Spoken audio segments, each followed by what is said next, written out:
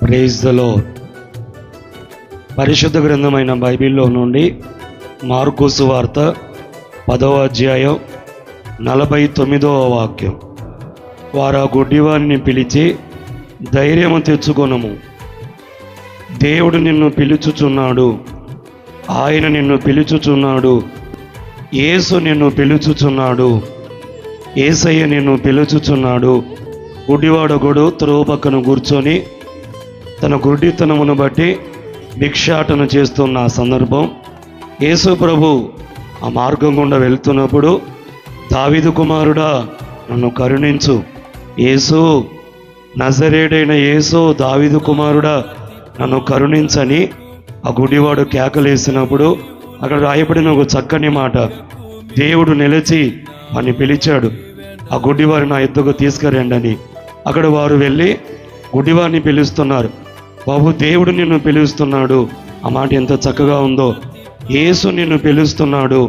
ఈరోజు నా వాక్యం వింటున్న నీవు, నేను, మనలందరినీ యేసయ్య పిలుస్తున్నాడు. బైబిల్లో జకర్యా గ్రంథం 10వ అధ్యాయం 8వ వాక్యములో, నేను వారిని ఈల వేసి పిలిచి సమకూర్చేదను. ఇంత చక్కటి వాగ్దానం. దేవుడు మనందరినీ ఈల వేసి పిలుస్తున్నాడు, సమకూరుస్తున్నాడు. ఆయన పిలిచినప్పుడు పలకాలి, ఆయన రమ్మన్నప్పుడు ఆయన వద్దకు రావాలి. ఆయన పిలిచింది ఎన్నో ఆశీర్వాదాలు మనకు కలగజేయడానికి. బైబిల్లో మత్తయి సువార్త 11వ అధ్యాయం 28వ వాక్యంలో ఉంది, ప్రయాసపడి భారం మోయుచున్న సమస్త జనులారా నా యొద్దకు రండి, నేను మీకు విశ్రాంతిని కలగజేసేదనని యేసయ్య పిలుస్తున్నాడు. ఆయన పిలిచింది ఎందుకొరకంటే మన భారాలు తొలగించి మనకు విశ్రాంతిని ఇవ్వడానికి. యెషయా గ్రంథం 45వ అధ్యాయం 22వ వాక్యములో, యెషయా గ్రంథం 65వ అధ్యాయం 2వ వాక్యములో, భూదిగంత నివాసులారా నా వైపు చూచి రక్షణ పొందండి. చూడు, దేవుడు పిలుస్తున్నాడు. రెండు చేతులు చాపి, దినమంతయు ఆయన చేతులు చాపి, భూదిగంత నివాసులారా నా వైపు చూచి రక్షణ పొందుడని చేతులు చాపి పిలుస్తున్నాడు.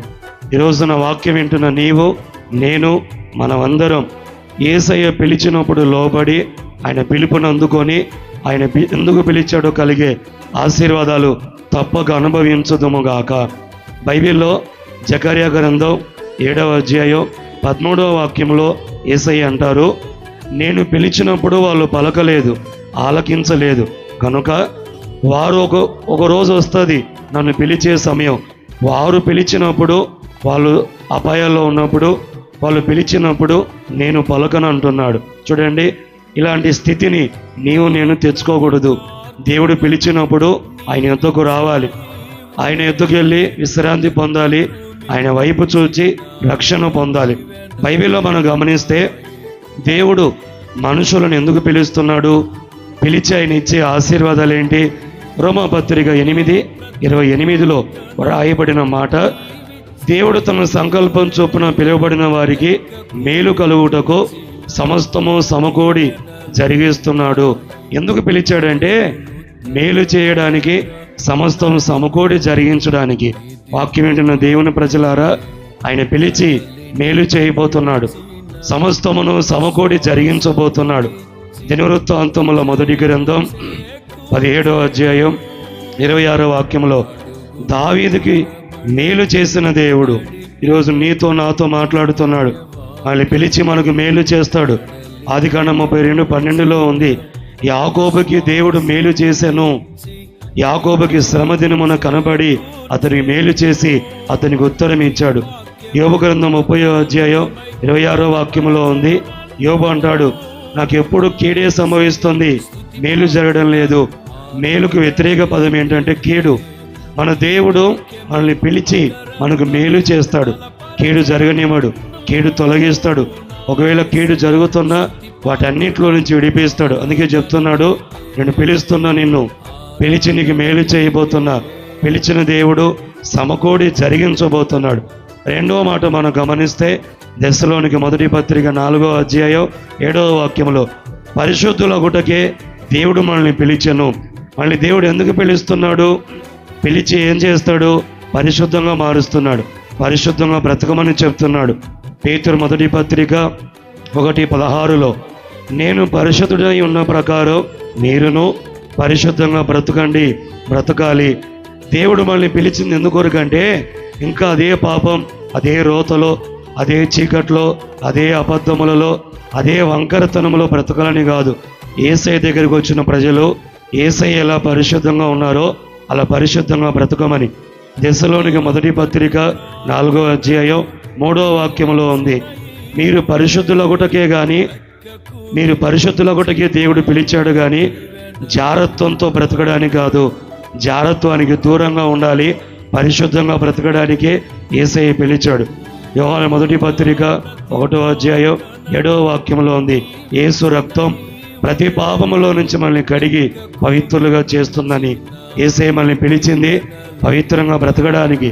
లోకములో పాపములో అపవిత్రంగా బ్రతికినట్లు మళ్ళీ యేసయ్య దగ్గరికి వచ్చి, సంఘములోనికి వచ్చి, క్రైస్తవ్యంలోనికి వచ్చి చెడు పనులు చేస్తూ బ్రతకూడదు. పరిశుద్ధులమవుదుముగాక. మరొక 3వ మాట గమనిస్తే పేతురు మొదటి పత్రిక 3:9 ఆశీర్వాదమునకు వారసులగుటకు దేవుడు మనల్ని పిలిచెను. మన దేవుడు నిన్ను నన్ను మనలందరినీ ఎందుకు పిలుస్తున్నాడంటే ఆశీర్వాదానికి వారసులు అవ్వాలని. మన దేవుడు ఎంత మంచి దేవుడు అండి. ఆశీర్వదించడానికి పిలుస్తున్నాడు, మనల్ని ఐశ్వర్యవంతులుగా చేసేవాడు. యెహోవా ఆశీర్వాదం ఐశ్వర్యం ఇచ్చునని సామెతల గ్రంథం 10:22 ఉంది. మన దేవుడు శ్రీమంతుడు, ఐశ్వర్యవంతుడు. మనం దరిద్రంగా బ్రతకూడదని మనల్ని ఐశ్వర్యవంతులుగా చేయడానికే ఈ లోకానికి వచ్చాడు. ప్రసంగి గ్రంథం 5:19 ఉంది. దేవుడు ఒకనికి ధనధాన్యం సమృద్ధినిచ్చి తన కష్టాడితమందు సుఖము అనుభవించడానికి వీలు కలగజేసిన ఎడల అది దేవుడిచ్చిన ఆశీర్వాదం అని లేఖనంలో రాయబడి ఉంది. ఈరోజున వాక్యం వింటున్న నీలో ఆశీర్వాదం లేక నష్టం అనుభవిస్తున్నావా? దేవుడు పిలుస్తున్నాడు, రా నా యొద్దకు రా, నా సన్నిధికి రా, నా వైపు చూసి రక్షణ పొందు, తప్పక నిన్ను ఆశీర్వదిస్తా. ఆశీర్వాదానికి వారసులు అవ్వడానికి దేవుడు మనల్ని పిలుస్తున్నాడు. ఆయన పిలుపుని అందుకొని యేసయ్య దగ్గరకు వచ్చి రక్షించబడి పరిశుద్ధపరచబడి ఆయన చేతులకు అప్పగించుకొనగలిగితే ఆయన ద్వారా మనమందరం మేలుతో నింపబడి సమస్తము సమకూడి జరిగించబడి యేసయ్య ద్వారా మనం అందరం పరిశుద్ధులమై ఆశీర్వాదానికి వారసులుగా మార్చబడి పరలోక రాజ్యానికి సిద్ధపరచబడుతుముగాక.